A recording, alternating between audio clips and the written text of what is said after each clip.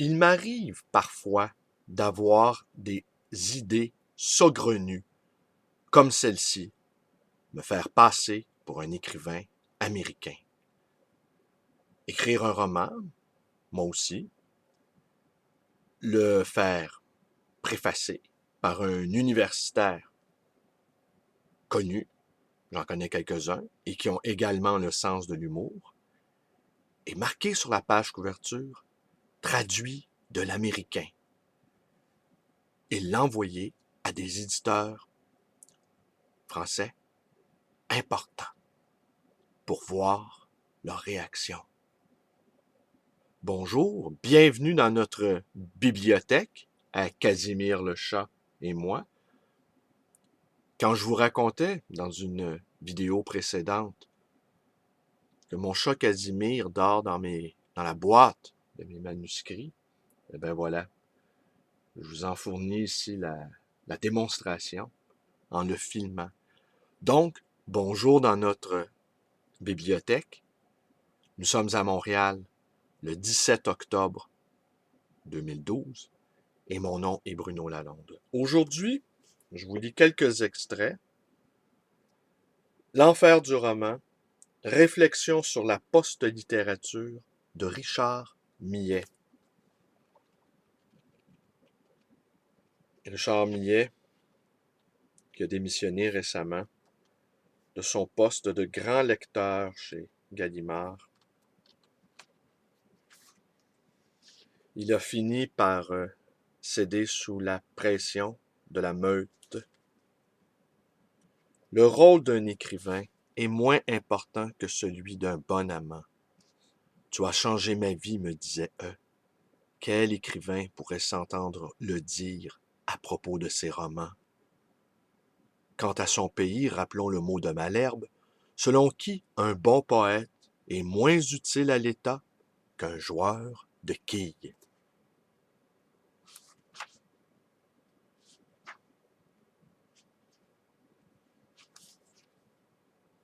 Je vous fais entendre le bruit des pages que l'on tourne. On n'entendra plus ça avec le livre numérique, le bruit. Ah non, ils vont sans doute le créer, ce bruit-là. Ça existe peut-être déjà. Ils vont sans doute, en tout cas, si ça n'existe pas, ils vont le créer. Le bruit des pages que l'on tourne.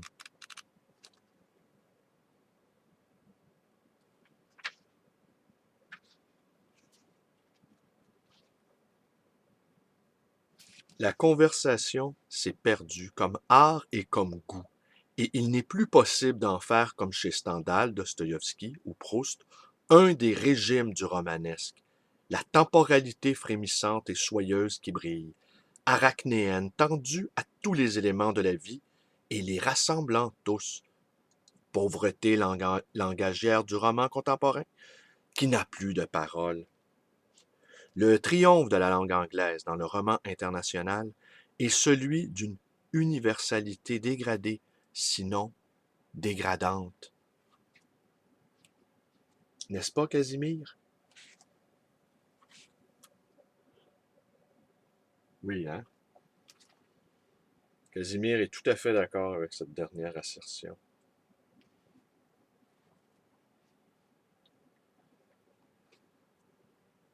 Jacques Lebris, de Kerouac, était né dans le Massachusetts, à Lowell, dans ce français du Québec qui était celui de la glèbe, comme toutes ces langues d'immigrants, dont l'Amérique a fait le fumier de sa langue. Je me suis souvent demandé si Sur la route aurait pu être écrit en français, et si dans l'anglais de Kerouac, il ne reste pas quelque chose de sa langue maternelle, ou si son recours à l'anglais ne suppose pas le reniement absolu du français.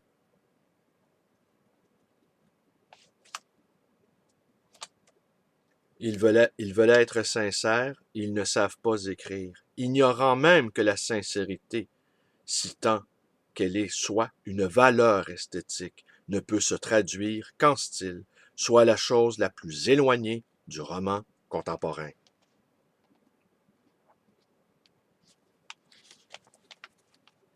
La figure du lettré qui a disparu en France alors qu'elle subsiste en Italie avec Praz, Seronetti Calasso, Magris et Citati et qui représente un état intermédiaire et idéal entre l'essayiste, l'écrivain et le lecteur, est menacé par la disparition des gros lecteurs et par la tentation du roman. Le gros lecteur est un lettré qui n'écrit pas. Le lettré qui commet un roman a quelque chose d'un traître ou d'un faible, car c'est toujours par faiblesse qu'on commet un roman, alors qu'on fait de la lecture un exercice spirituel. Bientôt, nous chercherons des lecteurs comme certains le soleil en plein jour, avec la sourde lanterne de notre voix. La destruction des langues d'Europe par le capitalisme américain est le fait fondamental, sinon fondateur, de la post-littérature. Français, encore un effort pour être américain. Vous reniez déjà votre culture et la chrétienté dont elle est issue. Il ne vous reste plus qu'à vous traduire vous-même dans l'anglais de l'éthique universelle, alors vous pourrez vous proclamer romancier.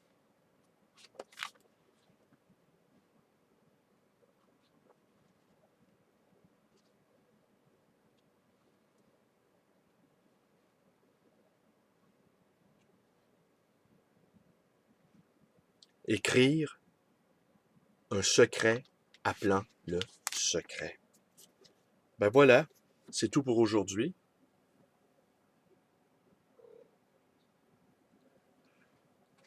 C'est tout pour aujourd'hui. Donc, mes vidéos vous plaisent. Vous pouvez vous abonner à ma chaîne qui porte mon nom, Bruno Lalonde. Vous pouvez également aller visiter ma page Facebook, qui est une page de militants politiques. Vous pouvez également devenir un militant politique. Ça va me faire plaisir.